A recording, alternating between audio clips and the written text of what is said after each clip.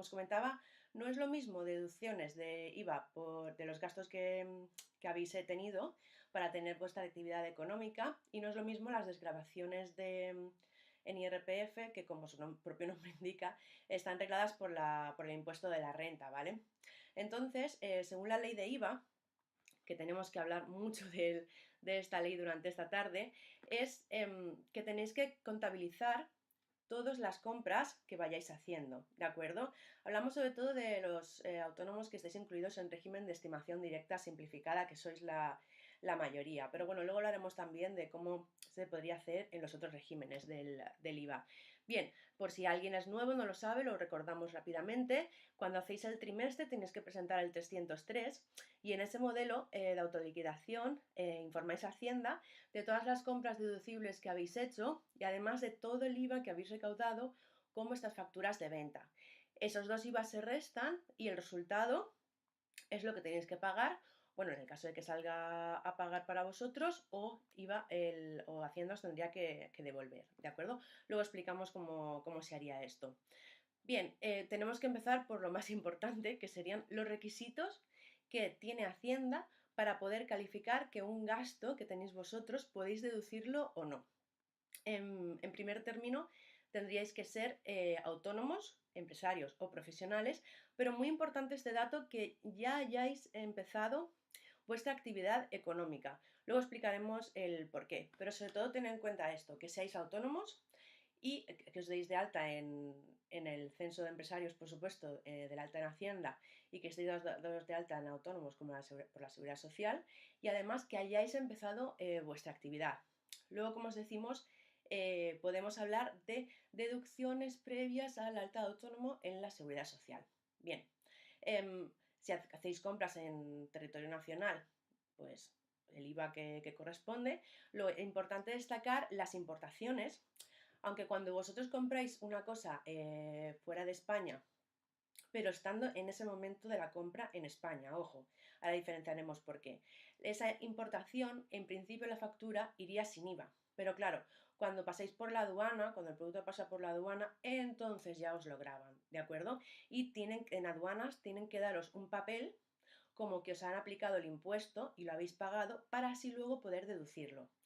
Y si hicierais una compra intracomunitaria, es decir, a un proveedor que esté incluido en la Comunidad Económica Europea y además registrado como proveedor intracomunitario, lógicamente no os podéis deducir el IVA de esa compra porque no os graban IVA en las compras, en las adquisiciones intracomunitarias, ¿de acuerdo? Ahora bien, por eso decía que es muy importante que en este caso que estéis comprando el producto en España. Imaginad que hacéis compras que vosotros estáis fuera del territorio español y ahí la ley no especifica si fuera, por ejemplo, en Estados Unidos o en Francia, dicen que estéis fuera del territorio español y hacéis una compra que efectivamente vais a utilizar en vuestro trabajo y que si estuvierais en España estaría considerada como una deducción. En ese caso también podrían incluirse en el listado de gastos deducibles, ¿de acuerdo? Pero lo más importante de todo es que la compra o importación sea para desempeñar vuestra actividad económica. Ya tenemos dos requisitos, que seáis autónomos, que hayáis iniciado la actividad económica y además que ese gasto sea para desempeñar vuestro trabajo como autónomos. Bien, para deducir los gastos que te generan los bienes que utilizas para tu negocio, como por ejemplo el coche, tienen que estar directamente afectados a la actividad. Es decir, tienes que usarlos también de manera únicamente para el trabajo. No serviría en este caso un uso simultáneo, es decir, que unos días utilizaréis el coche para... Luego explicaremos detalladamente el coche porque da para largo esto. De hecho, hicimos un artículo en el blog de Cherpa exclusivo para el coche. No serviría que utilizarais este bien para uso del trabajo y luego además como uso personal, ¿no? Ahí habría una normativa específica. Bueno, en el caso del coche, porque si fuera cualquier otra cosa es muy complicado, ¿vale? El poder deduciros el 100%. Sí que podríais a lo mejor deduciros una parte proporcional. En el caso de, por ejemplo, es muy importante las personas que estéis trabajando en casa. Si eres freelance y trabajas desde casa, sí que puedes deducirte la parte proporcional de los gastos, por ejemplo, de los gastos de internet, de los gastos de luz, ¿vale? Lo que tienes que hacer es En el modelo 036, cuando os dais de alta en Hacienda para poder ejercer, tenéis que indicar que efectivamente vais a trabajar en casa, diciendo a Hacienda el número total de metros cuadrados que tiene vuestra vivienda. Además de ese total de metros cuadrados, cuántos metros vais a necesitar utilizar para ejercer vuestra actividad. Imaginad que habilitáis una habitación como despacho, pues los metros cuadrados que tenga ese despacho, más los metros cuadrados totales de la vivienda. En ese caso, podríais deduciros la parte proporcional de la factura de la luz, de la factura de internet, por ejemplo, y otros gastos. Eso sí, la factura tendría que estar, por supuesto, a vuestro nombre. Decimos que lo de la afectación es muy importante porque los bienes que vosotros queréis deducir tienen que estar incluidos en vuestros registros, en vuestros libros de registro, ¿de acuerdo? Sobre todo los que estáis en estimación directa, que estáis obligados. Si sois usuarios del programa de facturación Sherpa Autónomos, eso, conforme vais anotando los apuntes, se hace, digamos, por detrás, el programa lo va anotando, ¿vale? Y también tenéis derecho, lógicamente, a tener esos libros. Con la gente que trabaja en casa, al deciros lo de la deducción de los gastos de IVA, os vendrá a la mente la sentencia que hubo hace un año, ahora mismo, sobre el tribunal TEAC, que decía que, bueno, hablaba del tema también de la deducción de suministros, pero esto era en el caso del IRPF. Decía que, claro, que así como para el IVA sí que se podían deducir los gastos deducibles de IVA, se podían calcular entregando a la Hacienda los metros cuadrados, en el caso del IRPF no podía ser así, no veían suficiente ese método de cálculo. Ahora bien, no por el hecho de que fuera insuficiente ese método, significaba que no podían deducirse ese gasto en IRPF. Entonces lo que proponía el tribunal era, además de dar los metros cuadrados, serían entregar a Hacienda el número de horas y otro tema, y los días también que estáis trabajando. Pero claro, es muy difícil el demostrar eso a Hacienda. Con lo que ahí también los autónomos quedáis en una especie de limbo, también sujetos a la subjetividad de Hacienda, que este tema de la subjetividad se va dando en muchos casos que también iremos comentando. Vale, nuevo requisito para que los gastos sean deducibles, tener por supuesto la factura. Como os comentaba en el tema de los suministros, la factura, cualquier tipo de factura, tiene que estar a vuestro nombre con todos vuestros datos.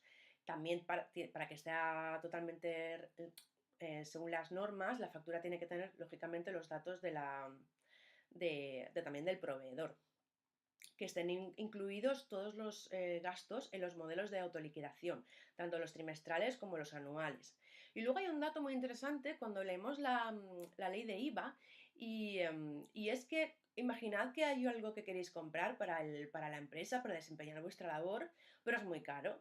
Entonces queréis comprarlo con otra persona, porque oye, pues os viene muy bien. ¿Qué sucedería en ese caso? En ese caso tenéis que pedir al proveedor que os haga una factura especial en la que detallara qué parte estás comprando tú y qué parte está comprando la otra persona. Entonces, así podríais indicar a Hacienda qué parte de eso total habéis comprado vosotros y así os deduciríais la parte proporcional del IVA pagado. La verdad, oye, pues está muy bien para compras conjuntas. Y como os comentaba anteriormente, si en el primer, segundo y tercer trimestre vosotros habéis pagado más IVA del que habéis recaudado con vuestras ventas, le podéis pedir a Hacienda que pues no me lo devuelves, pero me lo compensáis en el trimestre siguiente. Pero durante el cuarto trimestre, si la situación continúa así, si vosotros sois los que habéis pagado más IVA del que habéis recaudado, del que habéis repercutido, pues entonces sí que podéis pedir en el cuarto trimestre a Hacienda que os devuelva ese dinero, ¿de acuerdo? Suelen tardar un poco, como os podéis imaginar, pero al final lo devuelven, ¿de acuerdo? Primer, segundo trimestre a compensar y en el cuarto ya podéis conseguir la devolución del IVA. Bien, deducciones por regímenes. Como os hemos comentado, casi todo lo que hemos dicho hasta el momento es en el caso de que estéis incluidos en el régimen de IVA de estimación directa simplificada. ¿Por qué decimos esto? Porque en el de estimación objetiva, en lo que son los conocidos módulos, también podéis hacerlo, pero dependiendo de vuestros módulos. Luego, si estuvierais en recargo de equivalencia, no podríais deduciros el IVA de vuestras compras porque ni siquiera vosotros presentáis el modelo 303 y como os decíamos, uno de los requisitos para poder deducirlo es que esté bien anotado en los modelos de autoliquidación. No presentáis el 303, pues no tenéis el derecho a deducir todo lo que vais comprando.